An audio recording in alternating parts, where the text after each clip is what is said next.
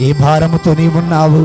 కుటుంబ భారమా, మానసికమైన భారమా, శారీరకమైన భారమా, అప్పుల భారమా, భర్త భారమా, భార్య భారమా, బిడ్డల భారమా, పాపం అనే భారమా? ఏ భారంతో నీవు ఇక్కడున్నా?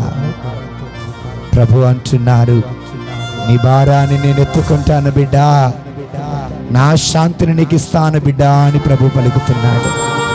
ఓ చెల్లి, ఓ తమ్ముడు, నువ్వు ప్రార్థన చేయగలవా దేవాది దేవునికి? నువ్వు ప్రార్థన చేయగలవా ప్రభునికి?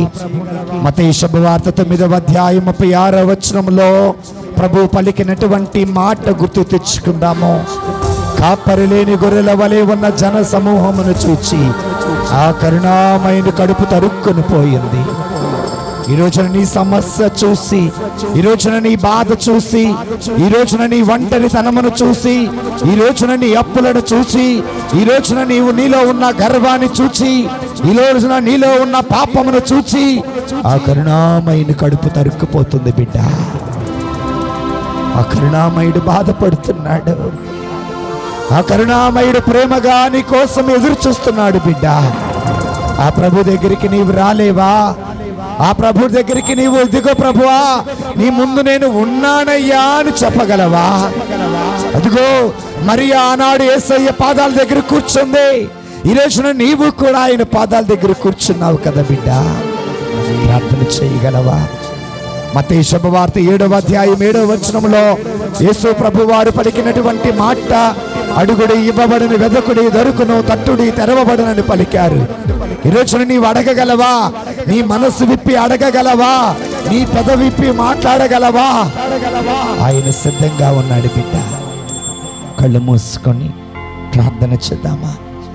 ఆ ప్రార్థన చేస్తూ ఉంటే ఆ ప్రభు నీ భారం అంతా తొలగించి నీకు శాంతిని దయచేస్తారు. పరలోకములో ఉన్న మా తండ్రి నీకు స్తోత్రం. మా రక్షకుడవైన యేసయ్యా నీకు స్తోత్రం. ఆదరణకర్తవైన పవిత్రాత్మ దేవా నీకు స్తోత్రం నాయనా. అయ్యా, పరలోకాన్ని తెరవండి ప్రభువా. ఆనాడు మీరు సిలువలో వేలాడినప్పుడు పరలోకం ఏ విధముగా అయితే తెరవబడిందో, యోర్దాను నదిలో బాప్తిస్మము పొందినప్పుడు పరలోకము తెరవబడి పవిత్రాత్మ దేవా మా మీదకు మీరు ఎలాగైతే దిగి వచ్చారు ప్రభువా, ఈ రోజున మా మధ్య కూడా దిగి రండి అయ్యా. పెంతెకోస్తు పండగ దినమునయ్యా గదిలో ప్రార్థన చేస్తూ ఉండగా మీ ఆత్మను కుమ్మరించినట్లుగా ప్రభువా, ఈ రోజున మీ ఆత్మను మా మీద కుమ్మరించండి నాయన. ఆత్మపూరితులను చెయ్యండి నాయన. ఆరాధిస్తూ ఉండగా మా ఆరాధన అంతటిని స్వీకరించండి.